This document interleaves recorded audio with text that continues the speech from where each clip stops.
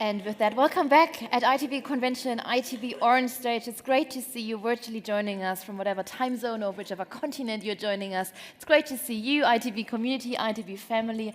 I do see a lot of familiar faces. Thank you for sticking around as, well, you cannot leave Berlin anyway, so just stay with us, right? We do have some mobility problems right now. No, but stay with us. It's great to have you. It's great to see you. And we debate, of course, at the Future Track Day all about sustainability and biodiversity. We just had a deep dive when it also comes to the inclusion of gender equality. What are your thoughts? Let us know on LinkedIn, on the social media channels with the hashtag ITB Convention. It's lovely to read from you and to hear from you and, yeah, to read what keeps you busy in that regard. Now we are diving into the question of, well, positioning the transition of net zero, which is also, of course, a close topic, an important topic when it comes to sustainability and responsibility in the travel and tourism industry. And for that, I welcome Willi and Xenia on stage.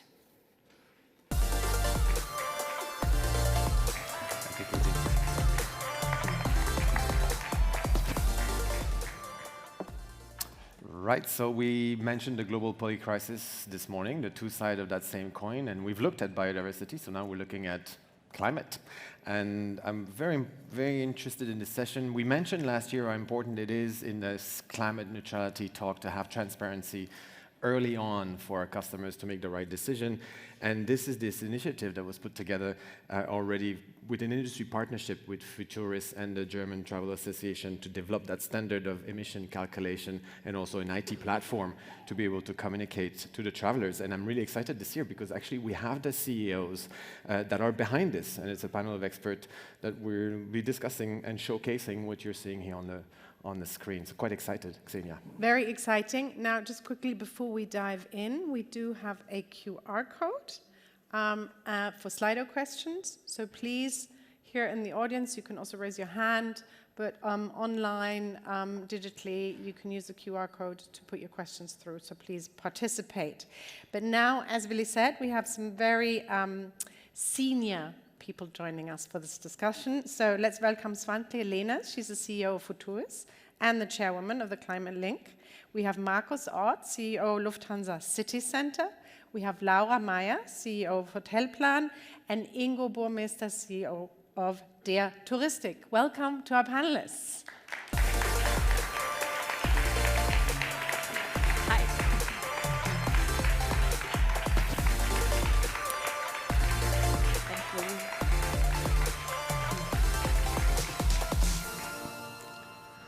All right, welcome, nice and comfortable on stage. It's great to have you here, finally, right, Swantje? Last year we were talking about KlimaLink, and you share actually the vision behind KlimaLink and how that worked with the audience. Some of you may remember already. So what has happened since those last 12 months, really? And this is really the story, sort of the implementation, how's that going? Maybe you give us an update. Yes, thank you so much, Willi, to have us back here on stage. And yeah, that's really the perfect opportunity also for us to reflect on what has happened and what we've achieved during the last year. Yeah, from the start, our vision has been really clear. We want to make the climate footprints of travel products visible at the point of sale because we are really convinced that this will make sustainable booking decisions so much easier and that it will ultimately also lead to more climate-friendly products on offer. Yeah, so what do we need to make this vision become a reality? We have worked on three pillars during the past year. On the one hand, as you mentioned already, we have been working on developing our common calculation methodology for the tourism emissions so that they are really comparable to each other. Then we have worked on a central data platform to provide this reliable emission data to the industry. And then, last but not least, we have worked on finding an effective form of display for the climate footprints at the point of sale so that they are well understood. And I'm really happy that, together with your help, we have really come quite a way already in all of these three pillars. We have finalized our calculation methods for flight, for rail, for bus and car, and also for hotels. And we are working on methodologies for shipping and for holiday homes as well. And I'm really, really proud that today we can officially announce that our calculation methodology has really recently been verified as compatible with the ISO 14083, which is the ISO for, I quote, quantification and reporting of greenhouse gas emissions from transport chain operations. So exactly what we are doing. The ISO for that, our standard has been officially verified with this ISO. So yeah, it has all been professionally vetted, so we can definitely rely on this. And the main part of work we have been concentrating on during the past years, really making our KlimaLink emission platform become a reality. And for that, we've partnered up with the very well-known climate protection NGO Atmosphere and their IT partner NetStack. And we are currently in the final stages of setting up this platform together with them. And there will be several ways in which the data can then be obtained from the platform. One will really be an open access B2B platform for any travel agency, any tour operator from the tourism industry that would like to calculate and display climate footprints. That will be free of charge, the use of this B2B platform. And then we will also have easier ways of data flow and integration into the existing booking landscape of the tourism industry, because of course that's very important, not to have a separate system, but to really get the climate footprints visible at the point of sale in the existing systems. And for that we have an API, and we have lookup tables that our members can use. And yeah, that our members have been testing those transfer ways for the data during the past month. And we are also very happy that we now have a beta version of our B2B platform, of the platform that's going to be available free of charge. And we will start testing this together with Lufthansa City Center and also AER from the end of March. So we are really confident that we are on a good way there, and we can launch our KlimaLink platform in summer. And then, last but not least, we were working on developing an effective display for the climate footprints at the point of sale. And I'm a bit excited that today I can give you a little sneak peek of how this climate footprint will be looking. Can you please show the picture? So here you can see it. We have chosen a classic footprint sign, as studies have really shown that this is quite well understood by customers. And in the middle of the sign, you are seeing the CO2 emissions of the specific trip component or trip. And then we strongly recommend to always also give the comparison, which you can see here on the bottom of the sign, which shows how much the climate-friendly personal carbon budget per year is, because we are convinced that otherwise it's quite hard to interpret the figure on its own. We are nerds, we know what it means, but most of the people can't really interpret the 800 kilograms on their own. So we are strongly recommending to also give this comparison value. For now, this is just a little teaser. Perfect, yeah. But we will officially launch this in the second half of this year, and then we will start seeing this at the point of sale. Second half of this year. Okay, thanks very much. That was the update. You've been busy. You've been very busy, Swantje, over the last 12 months. But not only me, and I really want to take this team. opportunity to thank you, really, because you are personally engaged in this, and we feel this every day, and we are really, really happy about that, because otherwise it would not be possible. So also, thanks very much to the other KlimaLink members that are supporting our endeavor, and also to the associations from Germany, Switzerland, and Austria that are involved. Thank you so much for the support and for seeing this through together with us. We are really, really happy about that. Great. And that gave me the segue to you, Ingo. You and Laura, you represent two of the biggest tour operators in Europe. You're both founding members of KlimaLink. So tell us a little bit about how you intend to use what Swantje's just told us in your daily business, in your daily operations. What's your plan to sort of integrate it? We are really planning to, sorry, what would you like to start? I've got more questions for Laura as well, don't worry. Okay. We are really happy to join this and being the founding members, because I guess it's one of the most important steps we need to go to achieve our common goal. And we just are able to solve it collaboratively. So we do need to work together in order to find a solution. And the main task of it is definitely to have a transparent view and to convince the customer to focus on sustainability and for CO2 reduction. In my daily work, I'm really very engaged and also personally very convinced that we do need to take our responsibility very seriously out of two reasons. The first is we are directly affected by the climate change. And the second is we do have a huge opportunity in changing the CO2 footprint of travels. And I like the new approach that we want to present to the customer very, very much. I think it's a good one because it compares, or it can be easily compared to the average CO2 consumption. And in my view, we should guide the customer in order to convince also our touristic partner to find products, hotel products and also flight production to be reduced. And I had more than 4 longer discussions yesterday with airline partners and many more with other hotel partners to focus on the sustainability. But it will only work if we are really able to make transparent for the customers being part of the customer's decision.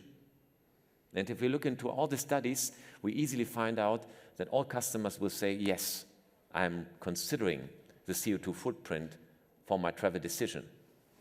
But if are looking really into details, find out what is he willing to pay for it. It's almost nothing. Yeah. So it must be really transparent. We need to confront the customer with the CO2 consumption for his travel decision in order to convince all our partners to focus on it. That's the main task, and we are really trying to establish the new sign already this year as fast as possible, online-wise. That was your question, sorry for this long answer, and also in our brochures. Great, which leads me straight on to you, Lara, at the end of the day. So what was your motivation to be a founding member of KlimaLink as well? And how do you, from hearing now how you're going to integrate it into your existing business, how do you actually see that also plan into the future planning and development of future products that you're going to be offering? Yeah, I mean, sustainability is a core element of our strategy, and having ambitious SBTi climate or CO2 reduction goals is part of that. And so, I mean, we started, and as for every touristic company, of course, products are the biggest chunk of all our emissions, so our Scope 3. And we started working on that. And I think we've done a lot of the quick wins that you can do, right? So do more rail trips. We've launched climate contribution everywhere. We were the first to launch sustainable aviation fuel to sell, and we're rolling it out. So we've done a number of things. But then it becomes more complicated if you want to go deeper. And we started doing that in our specialist businesses in the UK as well as in Switzerland, where we really took every trip and put it into single components and calculated how much CO2 is produced on each step of the journey. And so with that, already having that transparency and also displaying that was a first step. And then, of course, that's only the beginning, because with that transparency, you can start to actually work on the itinerary. And we've done that, and that's easier if you have a fixed itinerary. So the first company in our group that did that very successfully was Explore in the UK. And they managed to reduce their output without changing the destinations by 7%, because they took out inland flights and took more rail. They changed the means of transport, the hotels, etc. Now, that's a lot of manual work. And so what we want to do is we want to do that for all our itineraries in all our businesses, also in the beach business. That's not as handmade as the specialist business. And to do that, we need something much more automated and categorized. And that's really where KlimaLink comes in. So my hopes for that is with that we can really scale our efforts to make the trips more sustainable and make it transparent to our customers. And then I fully agree with Ingo, we have to all work on this collaboratively to make it transparent, to offer alternatives, convince of alternatives, and if need be also convince that it's worth paying more. Great, exciting times. Yeah, if we can circle to Markus, so we've at Lufthansa City Center, you've just listened now to Ingo and to Laura, and you've mentioned consumer behavior, in fact, in this gap between the intention and the action often. And I'd like to ask you, actually from that perspective, to see from that's consumer perspective, and perhaps that sales staff perspective, What do you expect will happen once this rolls out? We hear second half of this year, once this rolls out over the DACH markets, so German, Austria, Switzerland markets, in terms of booking behavior. Yeah, for the moment, so we see the same story. Yeah, we have a lack of information at the point of sale, and we see a lot of people who are interested in getting to sustainable travel, but nobody books so far. No, it's less than 1 or 2% which books sustainable travel. Therefore, we as Lufthansa City Center, we are not a Lufthansa company. We are running a franchise system with more than 500 agency worldwide, with 2 segments in leisure and in corporate as well. And there's a different story in the leisure. We are very happy in the leisure field. We are very happy that we have perhaps much more transparency in the future with KlimaLink. Therefore, we work very close with all of you together. And as the Lufthansa City Center, we are more than 15 years in the subject of, say, sustainability. And what we see is that there's a big lack, not only on the customer side, as well on the agent side, that you have put them together and that they have the same information level. And therefore, it's very good that we have such initiatives that we can show the customer what's going to happen. And on the other hand, we have a broad offer in sustainable products, from all big tour operators, and we have a lot of good specialists who are perhaps much more deeper in that subject. And we see that we have to make the agent more comfortable to consult in sustainable travel. Laura, do you corroborate? Do you see differences in the market that you're active in? So Switzerland, Germany, UK, are there differences in the way that this is being perceived as well, or is it all big one EU and we all think the same? Well, so our product mix is also quite different by market, and also our distribution channels. And so there are the big differences. So in the UK, we have specialist brands, and sustainability has been part of our story and our offering for a longer time. And actually, we included a sum fix in the price, so you can't opt out of it, which we use for carbon removal and biodiversity projects. So there you can say 100% of the customers, pay something towards that. Now in Switzerland, we have a large retail network, and we've invested significant time in training our people, and we continue doing so. Because indeed, the start is with them, that they understand and they're convinced and proud to offer things like that.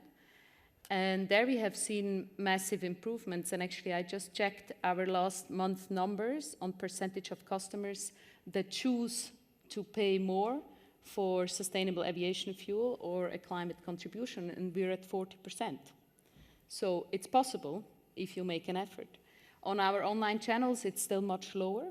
So there's a big difference, of course, if you are in front of someone, we offer it proactively, and we also explain why. And then in Germany, the share is the lowest. I think it has to do with the product mix that we have, and also with compared to Switzerland, a higher price sensitivity that we have in Germany. Maybe one word also on business travelers. So there also we see that it becomes more and more important. There it's also driven to a large extent by ESG asks from investors, from customers, etc. So we did see that there's an increase and a high level of interest as well. And then to cover that up, looking at the vacation rental sector, where we also included a filter for sustainable objects, we see that the filter is very popular and that these objects actually get booked more. And so maybe to sum it up, I think, yes, differences, but they're also related to products. But what's the same is people want to travel. It's not that people say we don't want to travel anymore. They want to travel more sustainably. Also, that share of people is increasing. And it's our job at the end of the day to offer the products that match both needs, because people are also not ready to not fly anymore. They do want to fly. So it's up to us to then offer the right products to make it possible for our customers. Which leads me on nicely to you, back to you, Ingo. Within Dare, you also have a big portfolio of hotels themselves. Now, we all know that hotels as buildings have quite a complicated pathway to net zero. So when you're looking at reducing your carbon footprint as a company as a whole, how are you addressing the hotel portfolio bit of it? It's a very interesting part because, to be honest, the two major parts where we're really producing CO2 consumptions mainly is hotel and flight. I think the flight part is really difficult to be achieved because sustainable aviation fuel, in my view, there should be by far more focus to be ready in 10 years' time latest to scale up the production line for sustainable aviation fuel.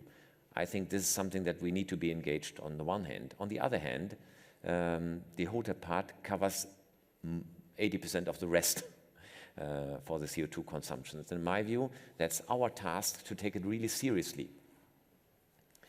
And therefore, we are running more than 100 hotels, currently 105 hotels in different countries and with 10 different brands. And certainly we are focusing very much sustainability out of two reasons. Because we want to give our own contribution for the CO2 reduction, but on the other hand, we need to deliver a showcase and also specific measures how to reduce CO2 consumption in the hotel arena. And that's, in my view, a very important part. And therefore, there are many options. It's not only photovoltaic or photothermal activities to reduce CO2 consumption. There are many other measures and actions that we can take. And I'm not sure if you know it, we have a bigger resort, the Gallo Resort in Madeira, which is well known to be, which recently won several times the Eco Trofeo, and also is now honored with the most green hotel in Portugal just today. And therefore, we are really very much focusing on all actions to be taken to reduce the CO2 consumption as much as possible. And that's something that we can use for other of our partners to show what have we done there, what can we do collaboratively with other partners to reduce the CO2 emission. And so, therefore, we have two parts. The one, to reduce our own stuff, and the second is to convince partners to follow. And that's the third one. And the third one is to have a showcase also for the customer. And they are really highly engaged sometimes to look, what have we done there? For the Maldives, for instance, we have shown already that it's possible to use seawater to be converted into fresh water by using a very low CO2 consumption to do it. It has a lot to do with pressure. And I've seen that many of the customers in the round trip through the hotel are very much interested in all these technological procedures. How can it be achieved? And therefore, the customers are more focused in other hotels to look at it. And that really produces the right loop to improve the customer's interest. And that exactly leads to the game that we even need to convince the German customers to focus more on sustainability than on just the price. Yeah. And one reason I need to add, what is the main reason for the German customers not to look that much into the sustainability issue or to the CO2 consumption? It's that we are working for Germany, especially with more than 90% extent, just on the price orientation. For the rank of price is by far more relevant than any other. And that's something, Ingo knows it quite well, that we need to change. Yeah, absolutely. I'd like to pick up both on what Laura and Ingo have just said here about the customers and turn to you, Markus, again. When we look at the corporate customers, so you mentioned the hotels, and of course in the corporate world, the pressure to report on Scope 3 emissions, so business travel is there, so therefore there seems to be an inherent interest in the carbon driven by reporting demands. Do you see that differences between, or how do you explain, or how do you see the differences in the needs and demands for information between leisure and corporate? Yeah. Just before coming to the corporate issue, I would add something. I think we have to better understand the customer behavior. So in Germany, you also take talking, or you're looking from the productive perspective. You all see that, but anybody sees the customers, and you have to understand, like we understand in the social system, on the wealthy system, healthy system, much more about the customer behavior. What is very important, what's important for presenting the product here? What is the willingness of pay? What is the willingness of whatever? So to book, and the willingness of pay or to pay is quite different in the corporate market, because any other person pay it, as a company pay for the sustainable product or the sustainable offer which is used by the corporate customer. So we have a lot of requests in the corporate market. We have more than 20,000 customers in the corporate market only in Germany. And it's from the legal side, it's much more important to be sustainable. So we have a broad range of product and solution for the corporates, because they ask for reporting, they ask for compensation, they ask for ZEF, and they ask for much more solution to be sustainable. There's a total different story to the leisure, and the willingness to pay is much more higher than in the leisure market. No, but it's a little bit of a call as well for my colleagues in the audience, all the scientists, the researchers. We do quite a bit of work on consumer behavior, but I would say go and reach out to those CEOs and try to do that collaboration and research on consumer behavior. This is something academics love to do this, and so therefore it's a call as well to have that cooperation going. Yeah, and sorry to add something. One point in the corporate market in the former times, it was only to book a flight or a hotel. Today, as a TMC, as a travel management company, you have a solution. You have a basket of solutions for look and book, and for sustainability, for duty of care, for mobility, and it's much more bigger. Your basket you have to offer to the customer, and one of the major things is sustainability. Let's zoom out for a minute and come back to you, Swantje. We have in the EU, I think earlier this morning, Eric was saying, you go on holiday, you come back, there's a new regulation. So that we had this really a rollout of different upcoming regulations. We have the EU Green Claims Directive, for example. So how will those regulations, you think, affect KlimaLink effectively? That's definitely of high relevance to us. So we are definitely always scanning the EU regulatory landscape. So we are seeing this as our homework that we really need to do, of course, to make sure we're compliant with the EU regulation that's upcoming. And of course, for us, the most important one is the coming EU count emissions regulation, which is really a signpost for carbon emission calculation, and also display with regards to transport operations. So that has, of course, a high relevance to KlimaLink as well. And we have, of course, watched this very closely. And to be compliant with the EU count emissions, you need to be compliant with the ISO 14083, which I was saying before, that we recently have achieved that. So we are happy to have a tick in that box already. And then you mentioned the green claims proposal, which of course is something that everyone who in the tourism industry who wants to promote sustainable products in the future has to consider. And we will of course also watch this very closely with regards to our footprint sign. And this is definitely on our radar and will be of high relevance. And claims this industry will be making, in fact, and that's actually for all of you that are here, and you know you cannot go anywhere, so you stay at ITB. This afternoon we have a session just on that, on ESG claims and the wording and so on. Yeah, and this morning we had a lot of session about biodiversity. I don't know if some of you were in the room. One of you mentioned biodiversity earlier, but Swantje, maybe back to you. Is there a plan to potentially extend KlimaLink onto what is your footprint on biodiversity and nature as well? Very happy that you're asking that, Xenia. In KlimaLink, we don't have such plans yet, but actually in Futouris, we always have large industry projects that all our members are supporting, and for the last years we have been working jointly on climate protection, but from the beginning of next year, our new industry project will focus entirely on biodiversity protection in tourism. So we are Very happy to definitely hear going that. in that direction, and maybe there will also be links to KlimaLink. That's very good. Let's do nice. that. Yeah, absolutely. Let's get some Slido questions, please, if possible. I know we have. And also see if there's anyone in the room who would like to ask a question. We have one Slido question. Let's go for it. Yeah. Question: for influencing travel decisions, would Lufthansa consider to display the CO2 emissions of a flight in comparison the equivalent footprint of alternative, for example, train? Trains are no alternatives today. Not today. Yes, so I can answer the question in the correct way. So, but I think we do a lot to display it in the corporate tools, because there are OBEs which shows all the emission, and that is our main target, to make it transparent. I think the comparison with the trains is difficult because the long-haul trains are always based on a zero emission, and it's just a short haul which is not completely with a net zero. So it doesn't make that much sense to be compared with the train transportation. But I know, I can't speak for Lufthansa as you are not able to speak for them, or maybe you're not allowed.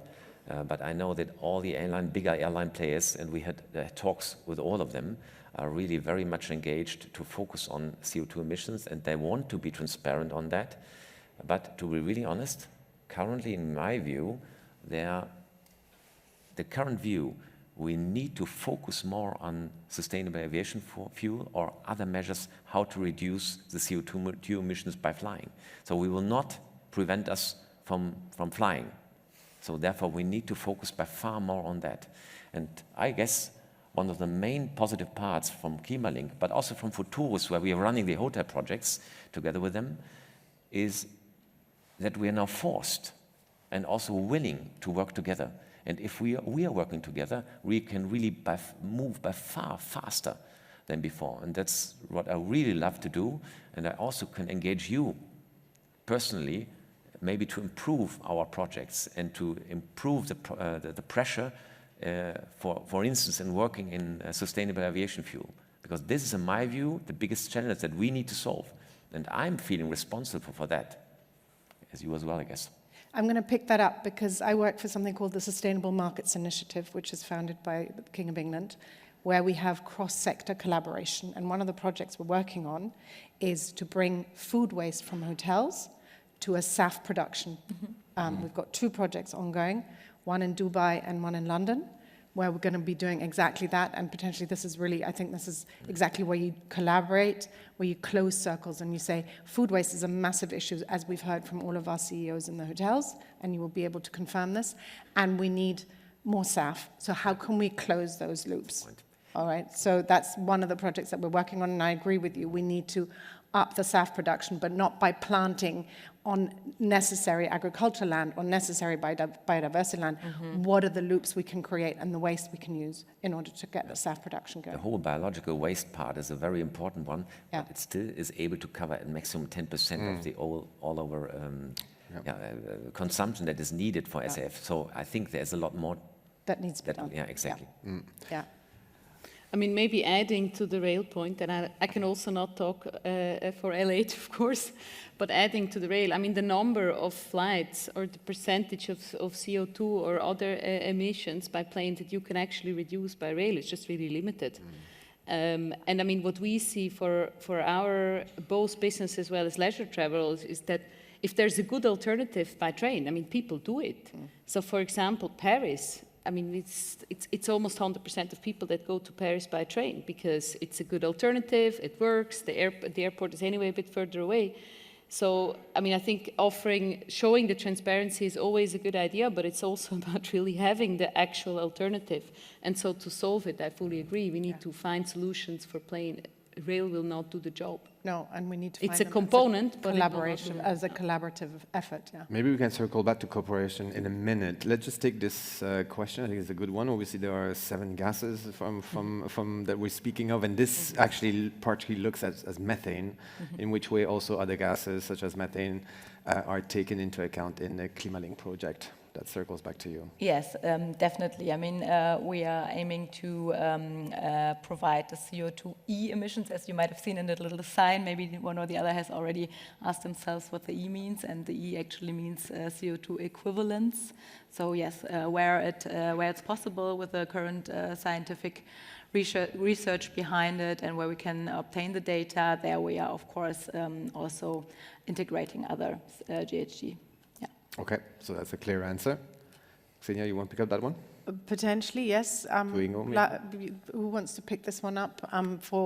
If we're talking of the hospitality industry, I guess between the two. I try to explain it already. I guess in the hotel or hospitality industry, it's a little bit easier because we are already able to provide a CO2 or zero emission-based hotel or hosting. It's possible. We do have several actions to use the energy from solar energy in 2 ways. There are many other actions to be able to reduce the CO2 consumption during the hotel stay. So that's something that we can technically solve. In my view, it's possible, and we can already demonstrate it in Portugal or many other destinations where we have already achieved a very, very low emission to be used. I think the main part of it is how can we convince other partners in other destinations and other countries to go for the same way? And that's, my view, the most important step. And I think KlimaLink can help here a lot because the transparency is already the first step for the customer to be influenced with this travel decision. And another one is we need to train or to help the others to use the knowledge that we have achieved already to establish measures and actions to reduce their own CO2 footprint in other destinations. And I think there's a strong gap in many countries, also long-haul countries, that are not very much focused on CO2 consumption. But we need to help them to train, and we need to help the customers to decide into the right direction to use the right products. These are the 2 main levers that I can see. Yeah, I think effectively the CO2, and I think this is where your tool is so vital because it then becomes like a currency. Yeah. You understand the value in the CO2 terms. And I think once you establish that in a big market like the DACH market, potentially, as you say, you then lead by example. Here, one other one. From a behavioral standpoint, do you think that KlimaLink label will make a difference in how customers make leisure travel purchase decision? Do you want to take that potentially, that question? Yeah, I mean, what I can say is that already today we have filters, right? So I mentioned the one that we implemented in our vacation rental company, Interhome, but we also have filters that you can already now use for certified hotels, which are used a lot. We know also from other partners that filterable products that are more sustainable are chosen more. So, I mean, definitely it will be something that's extremely helpful. And then, of course, it's up to us and to everyone to explain it to customers and to explain what the value add is. Yeah. If I may just ask one question, because for the audience as well, you presented that last year, but how did you manage to get those companies to actually work together? Because this is actually what Ingo was just mentioning, that the importance. So how do you manage to get these companies to actually say, we're going to work together on this project and ultimately perhaps on your biodiversity project? I think the question is not really for me, but for you. I mean, it's really, it's not something that we really manage in a way so that we are not like going behind you and pestering you or something. No, it's really, I mean, you chose to work collaboratively in Futouris many years back, and now you've chosen to collaborate on this very specific aim project, of KlimaLink because you are convinced that it will make a difference, right? And that it will make a difference for the positive, for the better. So, as I said, I'm very thankful, but it's your decision, of course. Markus. But it's Yeah, because we see a lot of demand from the customer side, and we know that we have to offer much more information in the future. And in the leisure market, it's important that you have for products where you can advise the customers. Not only have commodity products, where you book something online. Our main target is have a kind of touch and tech. That means a personal treatment to the customer with a lot of digital information and putting that together and to get a good conversion. And I think, as Swantje also mentioned, it's a big team behind, and it's not something what started last year. Yeah, sure. Exactly. More than 10 years old. I think in the long run, we need to know that the decision is always made by entrepreneurs. They need to look at the economical part. And we are there to connect the ecological part with the economical part. And KlimaLink, in my view, is the first step to make it transparent from the customer's view. And it should be easily to be understood. And that's now possible, since we are all using the same footprint logo. Yep. That's the first step. And now it's up on us to focus on others, to convince partners to join, to convince partners to listen what we are having developed, maybe to also to hear what they developed, what we can use. I think the second biggest step is that it can only be made collaboratively, and therefore we need to convince partners to join, and you can do the same. We should feel responsible to roll out this sign, because this is the first step to make it transparent, and then the second follows, and then the ecological decision is connected to the economical one if the customer decides into the right direction and respects our ecological footprint. Agree. Last round of questions, because we're running out of time. What makes you sort of hopeful for the next 10 years towards the net zero path that we have? Laura, do you want to answer first?